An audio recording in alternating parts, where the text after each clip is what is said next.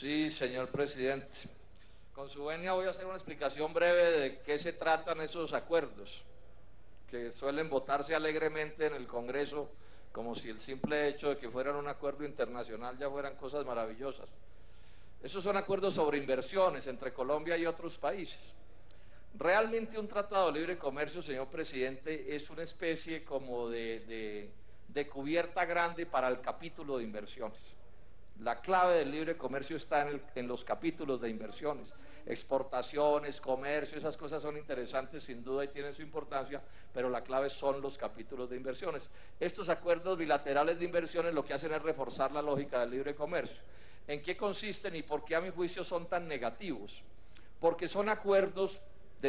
que permiten que inversionistas extranjeros puedan invertir en Colombia, cosa que per se no es negativa, pero que podría ser negativa, y que le impiden al gobierno nacional controlar a esos inversionistas extranjeros, ni siquiera con el menor de los controles, porque hay que ofrecerles a esos inversionistas una cosa que en la jerga diplomática se llama el trato nacional. ¿Qué quiere decir el trato nacional? Que a esos inversionistas hay que tratarlos como si fueran personas nacidas en Colombia y no puede imponérseles algún tipo de trato discriminatorio en beneficio del país. Lo ilustro de esta manera.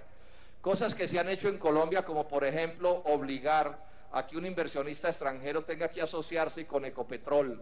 en una explotación de petróleo, o tenga que asociarse con Carbocol en su momento para la explotación del carbón de La Guajira, ya no se podrá hacer en la medida en que existan estos acuerdos de inversiones. O imponerle, por ejemplo, a una ensambladora de automóviles, como se le impuso en su momento a la Renault, para poner un ejemplo, que tenía que integrar una parte de la producción nacional al ensamblaje de esos automóviles que se hacen en Colombia, ya no se podrá condicionar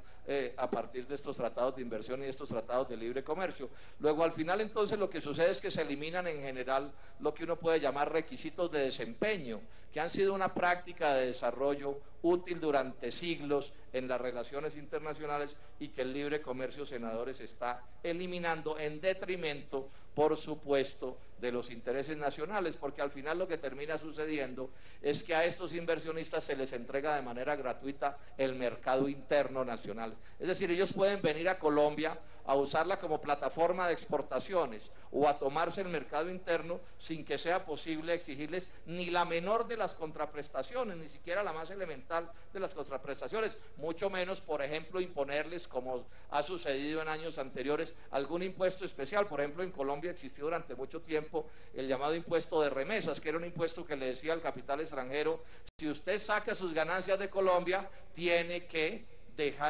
pagar un impuesto especial, que era una manera como de intentar que ese inversionista reinvirtiera sus utilidades y en ese sentido, digamos, contribuyera con el progreso de Colombia. O decir, bueno, estas ramas particulares de la economía no están abiertas al capital extranjero, está así, o sea, una serie de prácticas elementales. Y es que si un país entrega su territorio, entrega sus recursos naturales, entrega sus fuerzas armadas, o sea, entrega todo lo que significa la protección de la economía de un país, entrega a sus trabajadores, su inteligencia, su aparato educativo a un inversionista extranjero, lo menos es que se pueda negociar con él algún tipo de requisito de desempeño que en algo compense lo que ese inversionista extranjero va a venir a sacar a Colombia. De eso se tratan esos acuerdos de inversionistas, que así se presentan, además con toda irresponsabilidad, porque el gobierno ni explica de qué se trata, sino que el gobierno nos los presenta como si fuera una maravilla, que no valiera la pena ni discutir, ni siquiera contarle a los que los van a aprobar de qué se trata. Entonces yo desde ya anuncio mi voto en contra de esos proyectos, no porque no deba haber, señor presidente, relaciones internacionales. Lo que no puede haber es relaciones internacionales donde la soberanía nacional, donde el interés nacional, donde prácticas comerciales y económicas normales y tradicionales sean de aplicación. ¿Cómo es posible, por ejemplo, que estos tratados tampoco nos permitan controlar como se debiera los flujos de capitales, incluidos los flujos de capitales golondrina, que tanto daño también le hacen al país como el nuestro, tanto en el momento en que esos capitales golondrina entran, como en el momento en que esos capitales golondrinas salen, produciendo o revaluaciones como las que hoy estamos padeciendo, o devaluaciones abruptas como las que es seguro que el día de mañana vayamos a padecer? Simplemente entiendo que esto es un poco arar en el desierto, mencionar esto en este Senado y una composición como la que tenemos, pero que por lo menos que quede como constancia para la historia, que hubo algunas voces que por lo menos explicaron de qué se trataba estos asuntos y cómo con este tipo de lógicas neoliberales del libre comercio, del consenso de Washington, de las